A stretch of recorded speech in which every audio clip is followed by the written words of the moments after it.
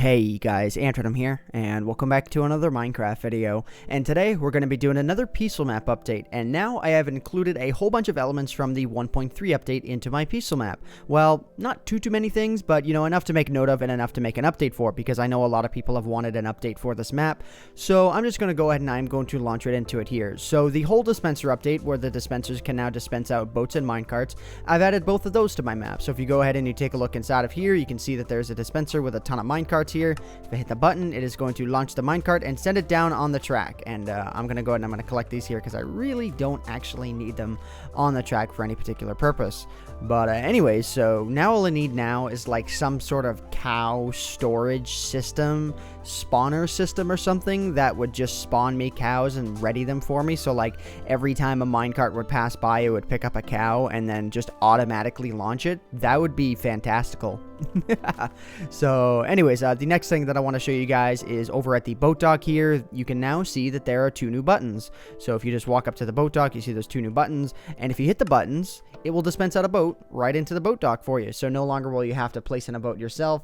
So I guess the chest with boats in there is a little bit useless now. Not too big of a deal, but you can see there is a metric ton of boats that are inside of there. I'm going to go ahead and I'm going to clear my inventory here because that's a little annoying seeing all of that. And if you guys are wondering why I'm the Steve skin, I have no idea, honestly. Like, you can tell that it has me logged in because I'm wearing the Minecart cape. I don't know. I really have no idea. And also, I have the Optifine mod installed for 1.3, so that's kind of cool that that got updated. And I'm using the Faithful 32x texture pack with the grass thing that was added. The grass in the user interface that was added with my original texture pack. And I may end up releasing that because I actually found out the other day, kind of getting a little sidetracked here, but I found out the other day that the maker of the Faithful 32x texture pack actually allows YouTubers and stuff to release modifications of the texture pack. And it looks like my sugarcane farm went off there. Oh yeah, there is something else that I wanted to show you guys from this as well, although it's a little bit useless. But yeah, so the person who made that texture pack actually said that people can distribute modified versions of it. So I'll have to look into that to see if that's actually true. And if it is, then I'm going to have to provide you guys with that. But anyways, the third thing that I want to show you guys is, well, again, it's nothing too major. I just changed up the refueling room a bit. I remember when I originally made the video about me changing up this refueling room to deploying every 10 minutes, a lot of people were like, use a T flip-flop. Well, now I am. I'm using a T flip-flop, so that's kind of cool, I guess. Again, nothing too major, but I wanted to compact this area a bit, you know, just to have it out of the way, so it wasn't like something really stupid looking as it was before using like 2 memory cells. So anyways, I'm going to go ahead and I'm going to head out of here. And now I'm going to show you guys the bigger update. Now, if you guys remember the Deal or No Deal video that I did recently, you will know what the next update is, except I've changed it up a little bit. So now, if we go ahead and we head down this ladder right here, you can see that we can head down to the Villager Trade and Storage area. Because now I've actually added in a working storage system to the whole thing. And it took me a very long time to get right, like exactly the way that I wanted to get it. And it's not even exactly the way that I wanted to get it, but it works the way, you know, good enough. So anyways, there's a couple of torches right here. I'll explain what those are for in a second. So all we have to do is we come up to the villager window. Hello, is anyone home? Actually, if you want someone to be home, all you have to do is ring the bell and you get a new trade. It's going to pop out the villager as I showed you guys beforehand. Pops it down right here. 3 emeralds for leather boots. That is an absolutely monumentally terrible trade. And yes, I do know now of the rarity of emeralds and how it works and stuff. And yes, I know that is a terrible trade. So anyways, what I want to do here is on the controller, I want to hit the switch down to death. I do not want to store this villager. And then I'm going to go ahead and I'm going to dispose the villager, and it is going to kill him. And now I'm going to flip it back up to storage, and let's go ahead and let's do this one more time. Now I'm only going to do this the second time here. 17 coal for 1 emerald. That's actually not too bad, considering, at least from what I've heard, emerald is like 6 or 8 times more rare than diamond. So I'm going to say that's an alright one, because coal is really easy to get. So I'm going to hit dispose villager, and now this time, if we go ahead and we wait for these torches here, you could almost even see it through the window. These torches light up, which indicates there is villagers in the storage room. So if we go ahead and we open up the door here, you can see at the very end here, there is a villager. And as you can see, yeah, he's just kind of chilling there. He will wait for you no matter what. I'm going to go ahead and I'm going to snag a diamond sword as well. Actually, I don't really need a diamond sword. I don't need a sword at all, actually. It's kind of interesting the way that I made this system here.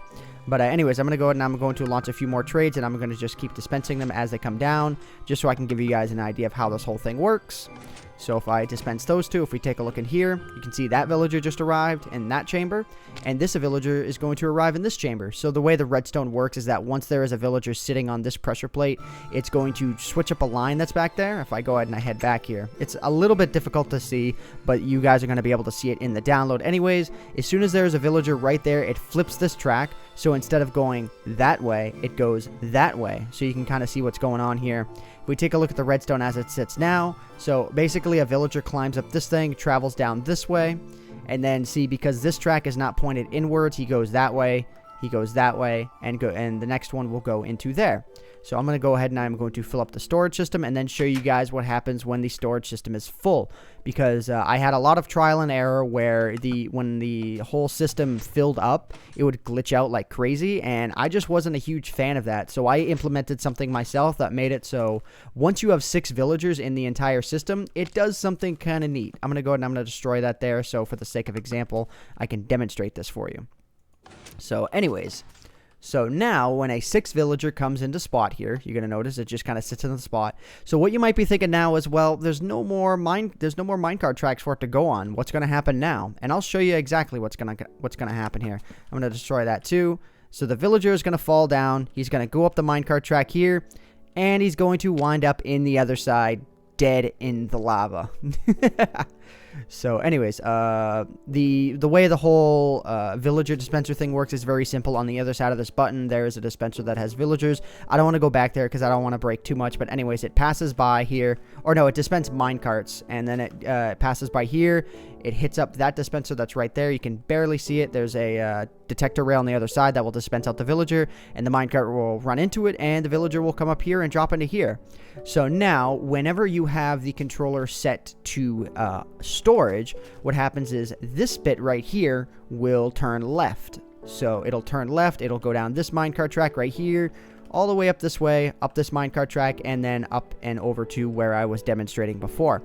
Oh, and by the way the villager ended up dying before is because now that there is a villager sitting on that pressure plate, it flips this one and rotates it down this minecart track back into the lava. So I just kind of backtracked it back into the lava. And something to note as well, if you guys are wondering how long this took me about 5 hours to make, because it just concepting it and getting it just right took, well, I'd say like 4 to 5 hours. I'd say like 3 hours of consistent work and 1 hour of planning. So anyways, so let me just go ahead and let me hit the button one more time here, just so you guys can get the idea of what's going on. So yeah, he comes down here, he'll circle all the way back around like I showed you guys before, and we'll wind up in here. And now, if I set it to death, I'm just going to show you guys what happens. Like I said, I said it before, but I want to demonstrate it. So when I set it to death, he'll go down there. This minecart track will be rotated to go that way, and he will automatically go forward and die. So if you just don't like the trade, you don't want to even bother storing him, then you don't have to worry about it one bit. But yeah, so anyways, so what I'm going to do now is I'm going to snag the wood block and then the wood oak slab so I can fix the system that I just broke here. So yeah, so as you can see, like I said before, whenever these torches are on, it means one or more villagers are in the system. So whenever the first one goes in, these torches are going to turn on. And this has its own use, and I'll explain that here in just a second. So now, as we can see here, we have a whole bunch of villagers that are stored here, and all I have to do is punch at their minecart. And for whatever reason, I don't know why this happens with 1.3, but instead of having a tendency to come out this way, they have more of a tendency to go back and into the wall. It was actually kind of a mistake. I didn't really intend for that to happen. I was just going to kill the villagers here, but the way it works here is that they just kind of teleport into the lava. So yeah, I mean, just punch them out, punch them out, punch them out, and we're good to go. So the reason why I have these little things in here, why I have these torches, is not so much to know when a villager is in there, but to know when you are ready to use the whole system again after you've cleared it. Because as you can see, I cleared out all the villagers, but these torches are still on. That means a minecart fell onto the pressure plate, and I left this one here intentionally. You can see there are minecarts on these pressure plates here, so it's sort of just like an oops, I forgot to clear out the track, switch. So now that there are no more minecarts on the system, you'll notice that this is off. And the reason why that's so important is because when a minecart hits an item that's on a track, it glitches, and, well, it doesn't glitch. The minecart just simply stops in its tracks and starts going the other way, and it just screws up the whole system. So I wanted to make this system as bug preventative as possible.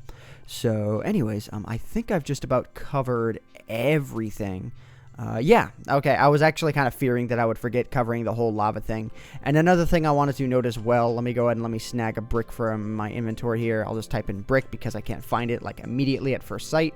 Is I actually had to change up the flooring of down here in my in my storage closet.